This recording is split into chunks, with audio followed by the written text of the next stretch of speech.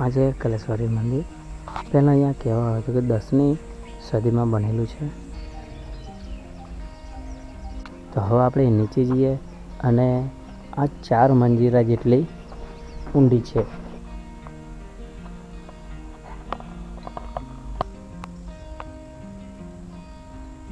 અને પ્રાચીન અને હજારો વર્ષ જૂની અહીંયા પ્રતિમા છે, તમે જોઈ શકો છો.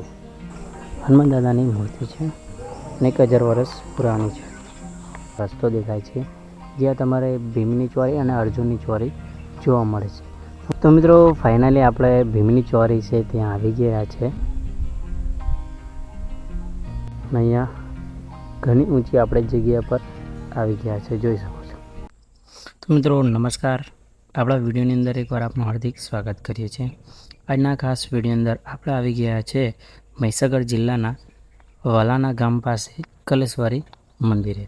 તો મિત્રો આ છે ફોરેસ્ટ, તો તમે જોઈ રહ્યા છો, અને આ છે પાર્કિંગ. અને મિત્રો આ છે પાર્કિંગ એરિયા, તમે જોઈ શકો છો. અને અહીંયા ભાવ પણ લખેલા છે. રિક્ષાનો 20 રૂપિયા, 2 વ્હીલના 10 રૂપિયા અને 4 વ્હીલના 20 રૂપિયા. તો મિત્રો આ છે ગેટ કલેશ્વરીનો, અને અહીંયાથી આપણે અંદર જવાનું છે. અને અહીંયા તમને વહુ અને સાસુની વાવ તમને જોવા મળી રહે છે. તો મિત્રો આપણે આ બાજુથી આવ્યા છે, અને આજના ખાસ વિડીયોની અંદર આપણે જોવાના છે વહુ અને સાસુની વાવ, અને પાંડવો અહીંયા રોકાયા હતા તે અર્જુનની ચોરી અને ભીમની ચોરી પણ જોવાના છે. તે વર્ષો પુરાણી છે, હજારો વર્ષો પુરાણી છે. અને અહીંયા છે વહુ અને સાસુની વાવ, તમે જોઈ શકો છો. તો મિત્રો પહેલાં તમને જોવા મળી જાય છે સાસુની વાવ. તો આ તેના વિશે લખેલું છે. તો મિત્રો આ વાવ 15 અને 16મી સદીમાં બનેલી છે. આ વાવ માત્ર પાણી માટે જ નહીં, પણ તે સમયની સામાજિક શ્રદ્ધાનું પ્રતીક ગણાય છે. લોકકથા મુજબ સાસુ અને વહુ વચ્ચે કોણ ચડિયાતું છે તે સાબિત કરવા માટે આ વાવ બનાવી હતી. સાસુની વાવ. આ વાવ કદમાં મોટી અને ભવ્ય છે. તે સાસુની તોફા અને સત્તાનું પ્રતીક ગણાય છે. જો કે તે મોટી, પણ તેની કોતરણી વહુની વાવ કરતાં થોડી સાદી છે.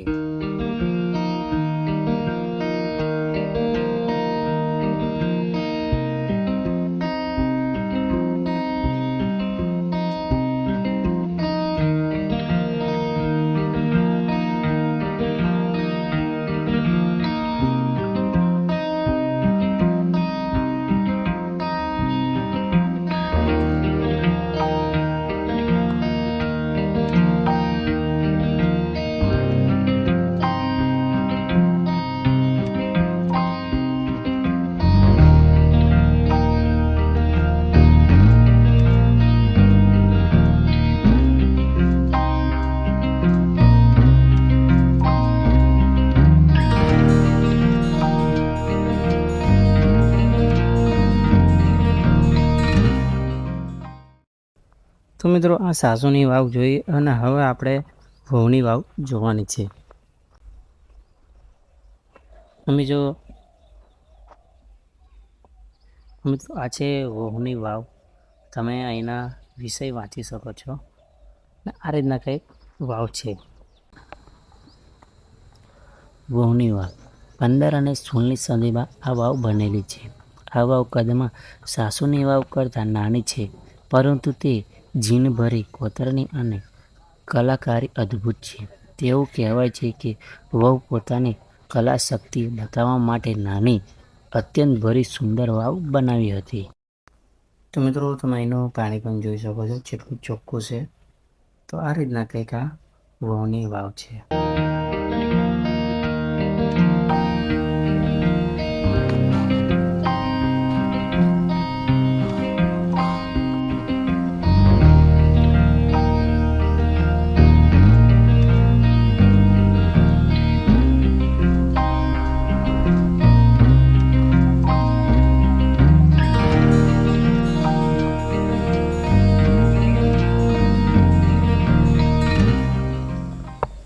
તો મિત્રો આ બંને વાવ જોડે જોડે છે.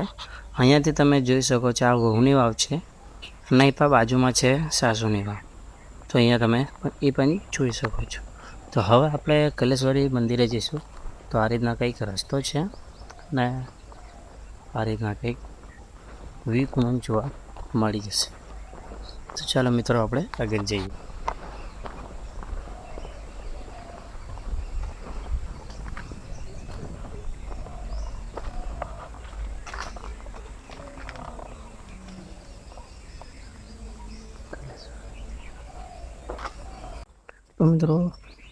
તો મિત્રો તમે જોઈ શકો છો આ છે કલેશ્વરી મંદિર. પહેલાં અહીંયા કહેવામાં હતું કે 10મી સદીમાં બનેલું છે. તો મિત્રો કંઈક આ રીતના મંદિર છે.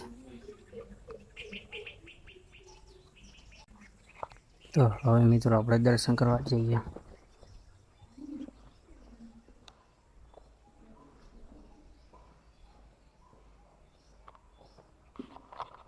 અહીંયા તમે કલેશ્વરી માતાના દર્શન કરી શકો છો.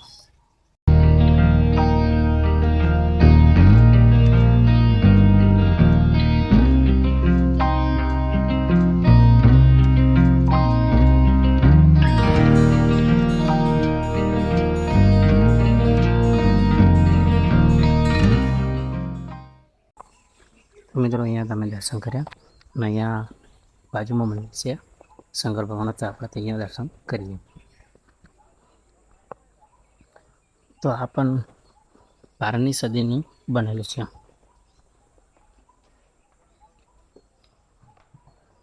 તો અહીંયા તમે જોઈ શકો શંકર ભગવાનના દર્શન કરી શકો છો.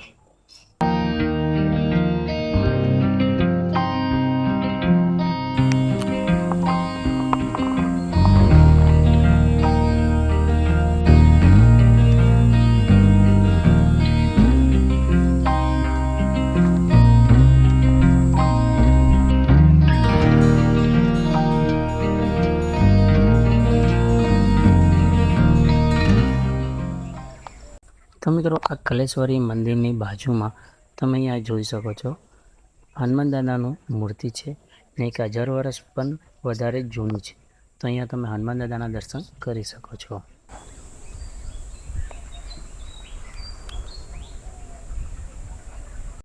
તો મિત્રો આ શંકર ભગવાનના મંદિરની બાજુમાં અહીંયા કુંડ છે. તો અહીંયા પહેલાં આ 11મી 12મી સદીમાં બનેલું છે. તો અહીંયા તમે વાંચી શકો છો. અહીંયા તેના વિશે લખેલો છે. આ છે કુંડ. તો અહીંયા હજુ નીચે તમે જોઈ શકો છો.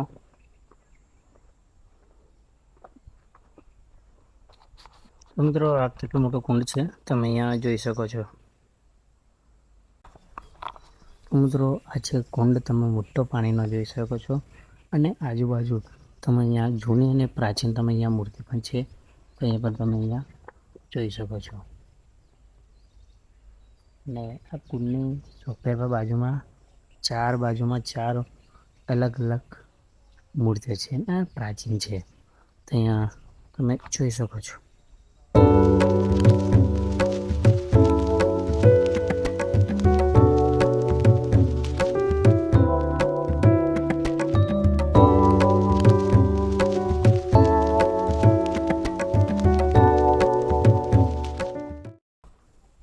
તો મિત્રો આ છે શંકર ભગવાન મંદિર, અહીં પણ બાજુમાં છે કલેશ્વરી માતાજીનું મંદિર. અહીંયા હનુમાન દાદા છે અને અહીં પણ નજીકમાં છે અહીંયા દેવી દેવતાના તો મને ઘણા બધા એવા મૂર્તિઓ જોવા મળી જશે.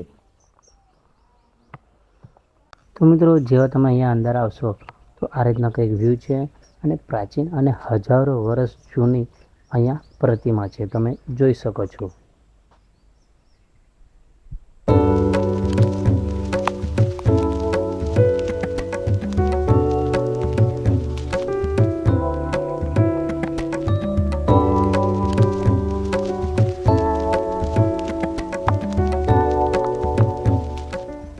તો મિત્રો આ કુંડ અને અહીંયા શંકર ભગવાનનું મંદિરની બાજુમાં અહીંયા તમે વાંચી શકો છો શિકાર મંડી. તો મિત્રો આ છે શિકાર મંડી, તમે જોઈ શકો છો. જ્યારે લુણાવાડાના રાજા જ્યારે જંગલની અંદર શિકાર કરવા આવતા હતા તો આ જગ્યા રોકાતા હતા. ના શિકાર મંદિરની ઉપર તમે અહીંયા જોઈ શકો છો જૂની અને પ્રાચીન અહીંયા મૂર્તિ પણ છે અને એ નીચે પણ છે. તમે જોઈ શકો છો ત્યાંના અવશેષો.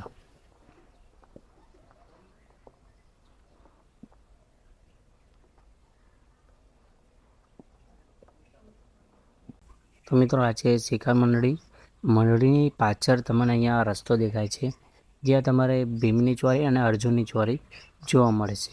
તો મિત્રો ચાલો આપણે ભીમ અને અર્જુનની ચોરી જોઈશું. અહીંયા કમસે કમ તમારે 240 જેટલા પગથિયા છે તમારે ચડવા પડશે. ત્યારબાદ તમને ભીમની અને અર્જુનની ચોરી જોવા મળશે. તો મિત્રો લગભગ આપણે અડધે આવી ગયા છે ને અહીંયાનો જંગલ વ્યૂ તમે જોઈ શકો છો.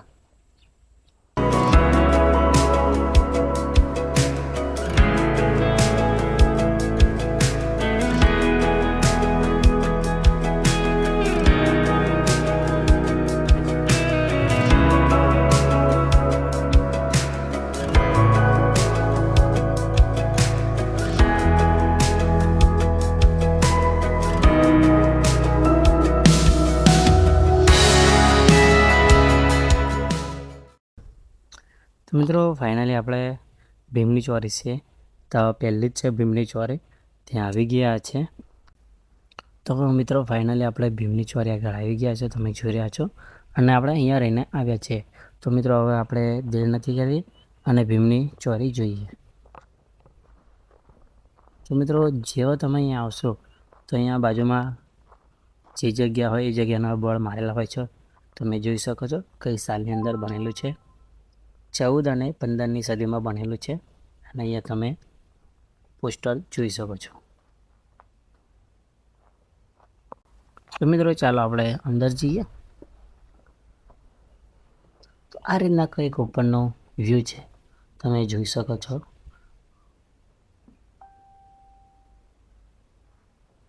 ને આ જૂની એવી પ્રાચીન ચિત્ર અને આકૃતિને એકદમ કોતરણીથી બનાવેલી છે. તો મિત્રો તમે શંકર ભગવાનના દર્શન કરી શકો છો અને આ રીતના કંઈક આ ભીમની ચોરી છે. ઘણી બધી એવી પ્રાચીન અહીંયા કલાઓ છે તમે જોઈ શકો છો. ને આ છે પથ્થરને બનાવેલું છે. તમે જગ્યા જોઈ આ છે તે બધી જ પથ્થરની બનેલી છે. તે આટલા સમય સુધી આ ટકી રહી છે. તમે આ ચોરીને જુઓ છો તો અહીંયા આજુબાજુમાં અહીં દેવી દેવતાના પણ અહીંયા મૂર્તિ મૂકેલી છે તમે જોઈ શકો છો. પ્રાચીન છે.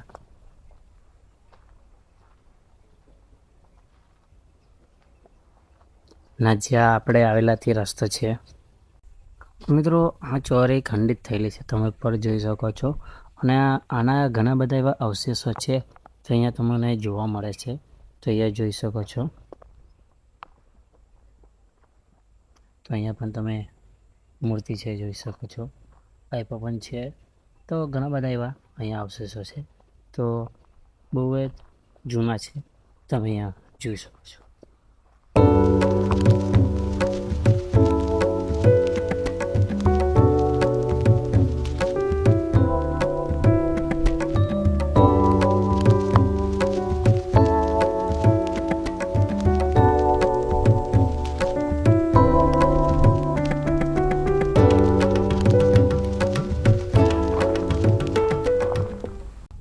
તો મિત્રો જેવો તમે ભીમની ચોરી જોઈને તમારે ફોટા વાળા હોય તો જોરદાર અહીંયા વ્યૂ છે.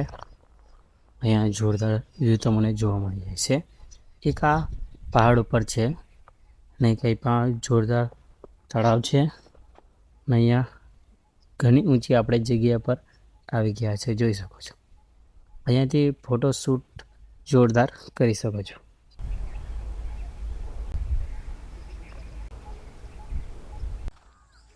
તો મિત્રો આ છે ભીમની ચોરી અને ભીમની ચોરીના બાજુમાં કમસે કમ 100 મીટરની દૂરી પર અર્જુનની ચોરી આવેલી છે. એટલે આપણે અર્જુનની ચોરી છે ત્યાં આવી ગયા છે ને અહીંયા બોર્ડ મારેલું જ છે.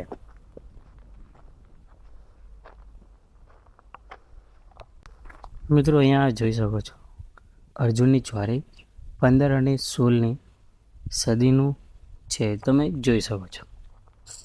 અને આ રીતના કંઈક આ અર્જુનની ચોરી છે. મિત્રો હવે આપણે જોઈ લઈએ કઈ રીતના ચોરી છે. મિત્રો હવે કંઈ ખાસ છે નહીં અહીંયા, જે છે આ જ છે ખાલી. અને આજુબાજુમાં પણ સરસ કોતરણીથી અર્જુનની ચોરી બનાવેલી છે.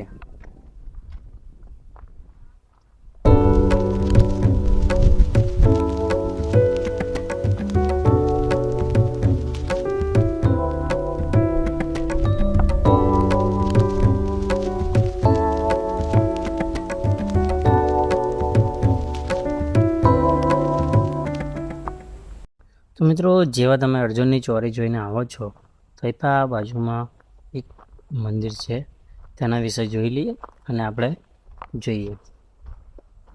તો અહીંયા પણ બોર્ડ મારેલું છે, તો જોઈ શકો છો 3 પ્રવેશ દ્વારવાળું મંદિર.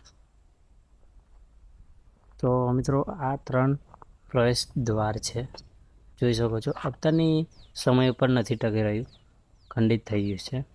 અને આ જે મંદિર હતું તે પણ બધું ખંડિત થઈ ગયું છે અને તેના અવશેષો અહીંયા પડ્યા છે બાજુમાં, જોઈ શકો છો. તો ઘણા બધા એવા અહીંયા અવશેષો છે જે તમે જોઈ શકો છો.